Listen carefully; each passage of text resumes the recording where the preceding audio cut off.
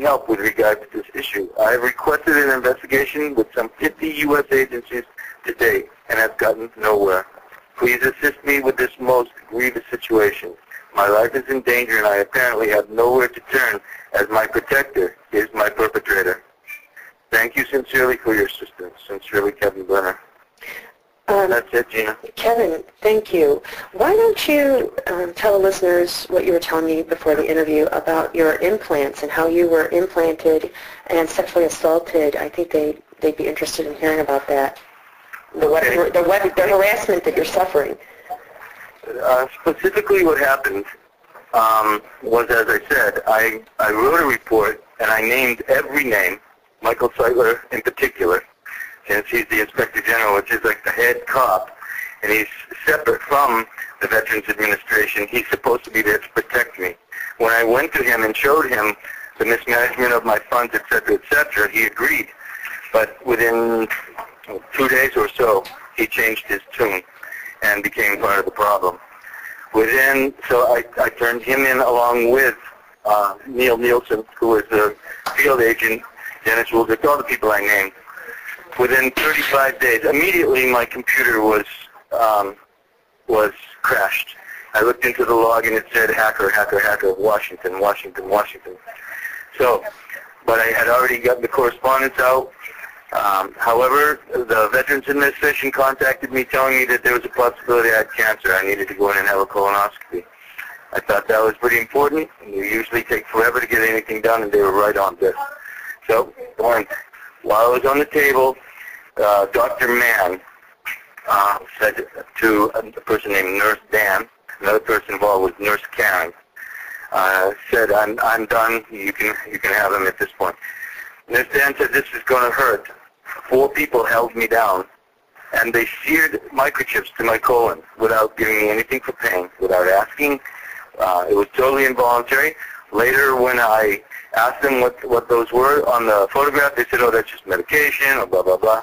They lied.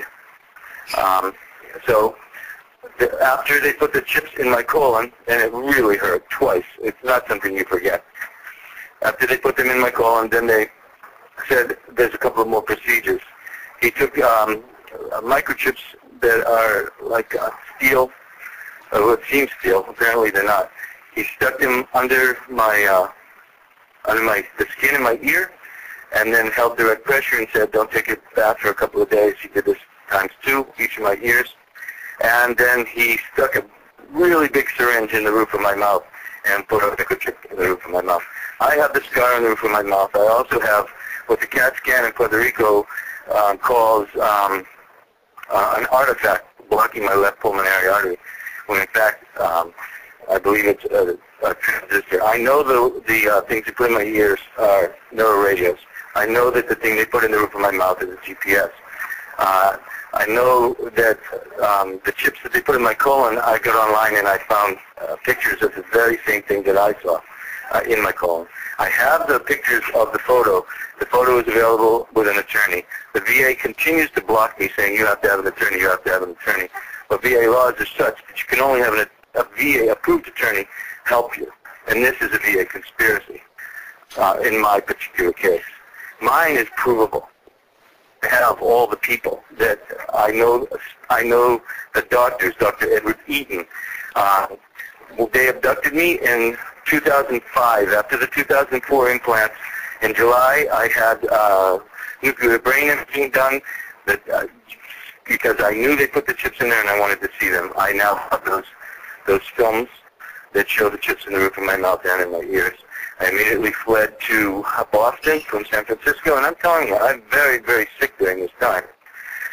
They gang stalked me all the way to Boston and then all the way to Worcester. I went to my sister's house, which was extremely rural. I thought, wow, I'm going to get away. And I looked up, and the AWACS was right above my head. I don't know if you're familiar with the AWACS, but it's American WC-135. It's a weather plane, but it's also a spy plane. And so that's about as much of that as I can say.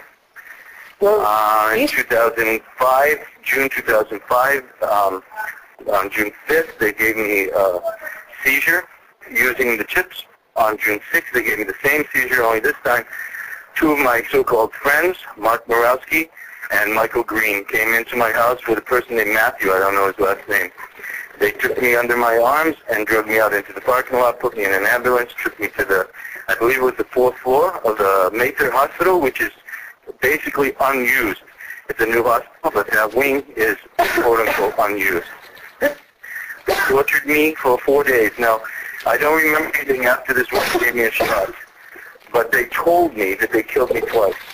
When I had the CAT scans done in Puerto Rico, it showed cardiac infarctions. So what they said was true. I just didn't know. Another thing that they showed me, not just told me, but was Neil Nielsen raping me in that hospital.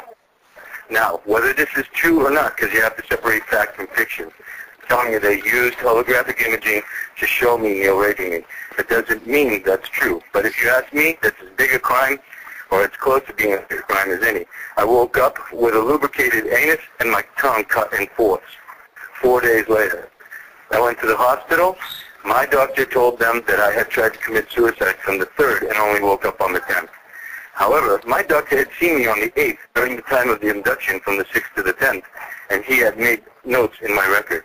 So he basically tried himself. I went to another hospital instead of a VA hospital, and they proved that there was no suicide attempts. Yet all of my labs were all over the board, and this happened from 4 days of severe torture. And according to them, they had tried to get me to sign some papers. Even in that state, I apparently refused to sign. And apparently that's how the tongue got ripped into fourths. So, I don't know what to tell you. It goes on and on. I mean, I told you, they drugged me out of the house, beat me with bats by gunpoint, and I'd done absolutely nothing, and I never saw my house again. I called to report prowlers in my yard who were actually using behind-the-wall surveillance weaponry, and they took me to a mental hospital and subjected me to torture for 72 hours, again keeping my medication from me, using the fact that I was on stimulants. I had been on stimulants since 1997, and triple the dose of normal therapeutic dose because the weaponry was counteracting the medication. So it just goes on and on and on. The whole time through, I'm looking Looney Tunes. My family sees that I'm just sick, and I never, ever contact them. So my behavior is erratic. It all looks crazy.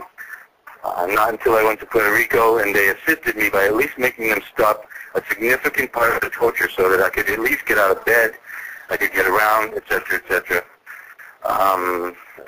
Since then, I've dedicated my life to trying to make this stop. I spent 5 months in Washington, D.C. It didn't work. Nobody would bat an eye. So I went to from Washington, D.C., I went and helped another victim get from her place over to Hawaii.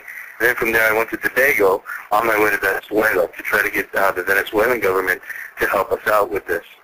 I spent 8 months in Venezuela getting my paperwork indirectly to Chavez, Rodriguez, Eva Gollinger, Channel 8, which is the government favorite channel, Mario Silva, which is a popularized program.